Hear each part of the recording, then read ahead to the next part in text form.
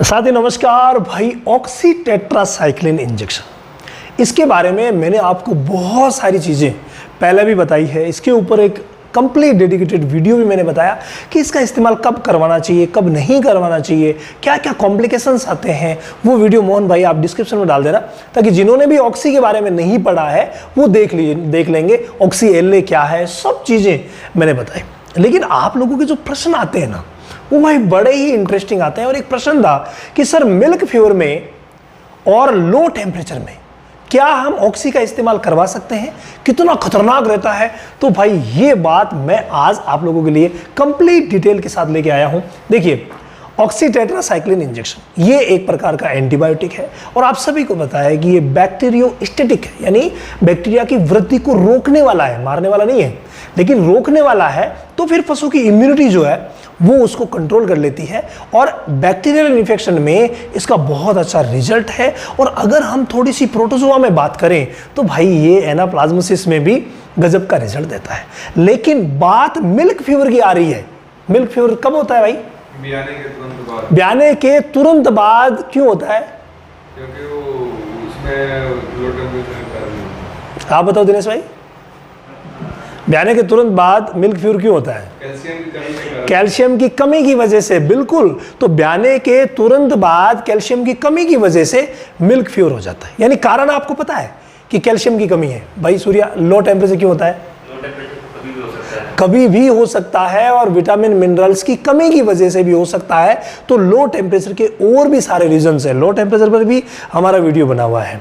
तो low temperature कभी भी हो सकता है और ब्याने के तुरंत बाद कैल्शियम की कमी, मिल्क फीवर हो सकता है, और ये बच्चा देने के 2 महीने तक हो सकता है। इन बीमारियों के बारे में हमने डिटेल से पहले भी देखा है। तो देखिए, यहाँ बात चल रही है और वो बात चल रही है कि भाई ऑक्सी का इस्तेमाल इन दोनों में कर सकते हैं या नहीं कर सकते।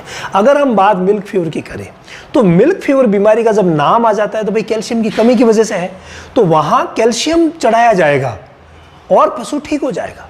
तो वहां ऑक्सी का कोई रोल नहीं है। यानी किसी भी सूरत में मिल्क फीवर में ऑक्सी टेट्रासाइक्लिन का इस्तेमाल नहीं करवाना है। चलिए, तो मिल्क फीवर के लिए इसको काट दीजिए, कट कर दीजिए। मिल्क फीवर में किसी भी सूरत में इसका इस्तेमाल नहीं करवाना होता है, अदरवाइज कॉम्प्लिकेशंस हो सकते हैं।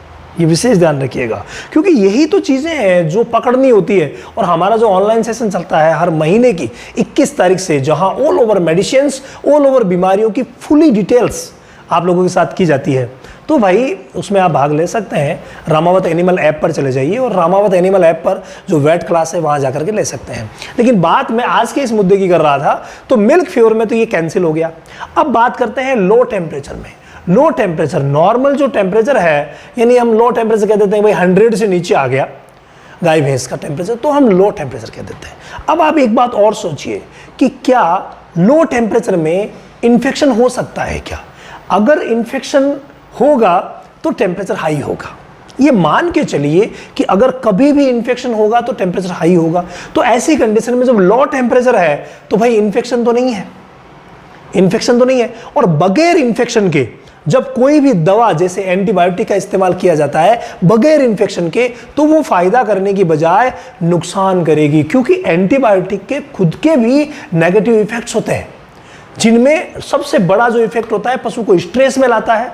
नंबर 2 जो होता है वो होता है कि माइक्रोफ्लोरा, जिसमें कि बैक्टीरिया का रोल सबसे ज़्यादा होता है, वहाँ पर भी काफ़ी हद तक, हालांकि माइक्रोफ्लोरा रूमिनल होते हैं तो थोड़ा असर कम होता है, लेकिन भाई करता भी है।